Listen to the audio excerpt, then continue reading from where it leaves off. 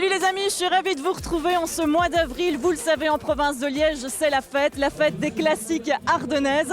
Et je suis sûre que vous serez sur le bord des routes pour encourager les coureurs. Mais peut-être vous, avez-vous envie de ressentir les sensations d'un peloton? Eh bien, c'est tout à fait possible grâce à différents challenges qui sont organisés. Et nous, on a décidé aujourd'hui de s'inviter ici au château de Harzé pour suivre la première classique du challenge Bonneville.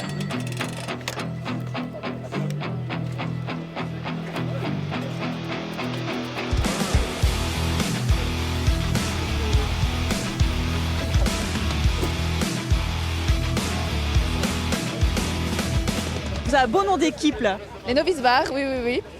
Novices sur le vélo, mais pas à l'après-rando. Dans le reste du temps. Exact. Qu'est-ce qui plaît dans le challenge?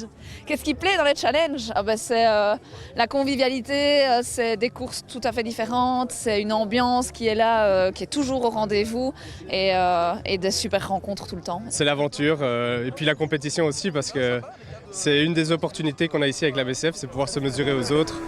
Alors ici c'est un petit air de doyenne, pas mal de dénivelé, ça veut dire qu'on s'est un peu préparé ou pas?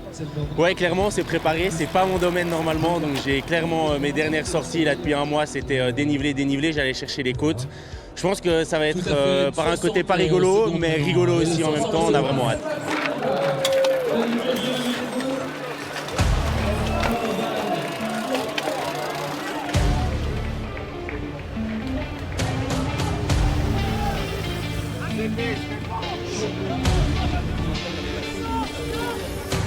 Et on est avec Alban, un des organisateurs. Salut Alban. Alors justement, ce challenge, c'est quoi sa philosophie en fait? En fait, Bonneville Cycling, c'est vraiment une fédération pour les amateurs qui ont envie d'avoir des émotions du cyclisme un peu comme on l'a rêvé, comme au Tour de France.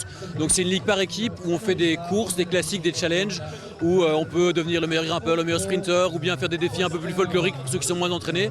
Mais c'est vraiment prendre du plaisir avec des copains, des copines sur le vélo, et un peu plus qu'une sortie dominicale où finalement on n'a pas vraiment d'objectif, c'est aller un peu rêver, s'imaginer au Tour de France, mais en tant qu'amateur complet.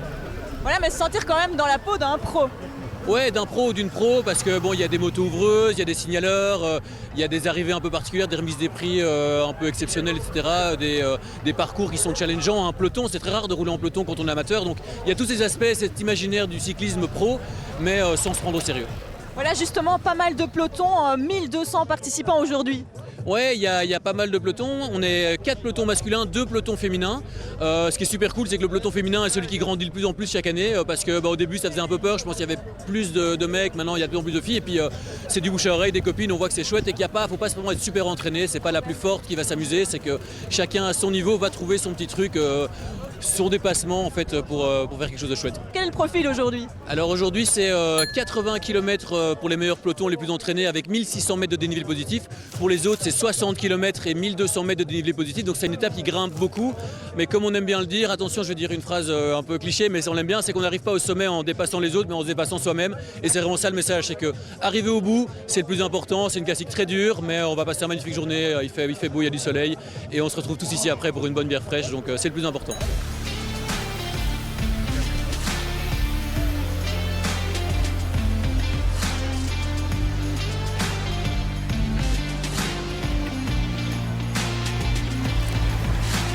Les coureurs et coureuses ont donc enchaîné les difficultés. Ici, on est dans la dernière, c'est la côte du Vieux Fourneau, 1 km à 7,4% de moyenne.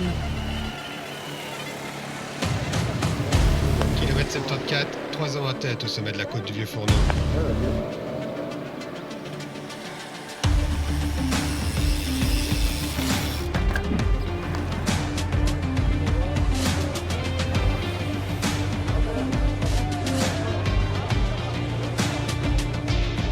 Alors, les impressions? C'était dur, chaud, première course, mais fini. C'est quoi le plus dur? Suivre des gens expérimentés. Joachim, comment ça s'est passé pour l'équipe? Je pense assez bien, hein, tout le monde est content et on est fumé. On a tout donné. Il y a des gens plus devant, des gens plus derrière et une première classique exceptionnelle. Comment est-ce que les coureurs de Bruxelles s'en sont sortis sur les routes wallonnes? Incroyable, on a gagné. Donc on a mis une personne avant, aller devant et voilà. On a fait un peu de tactique dans le jeu, donc voilà, pour moi la première fois, mais c'était une victoire. 80 km et 1600 mètres de dénivelé, donc on a fait ça à 30 de moyenne.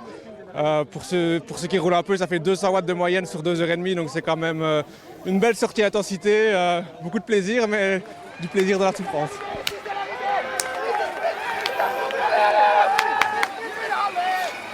Morgane, carrément une arrivée au sprint là. Exactement, en plus dans une course qui grimpe, donc je ne me suis pas du tout attendue, on va dire, à un sprint au final, mais course géniale.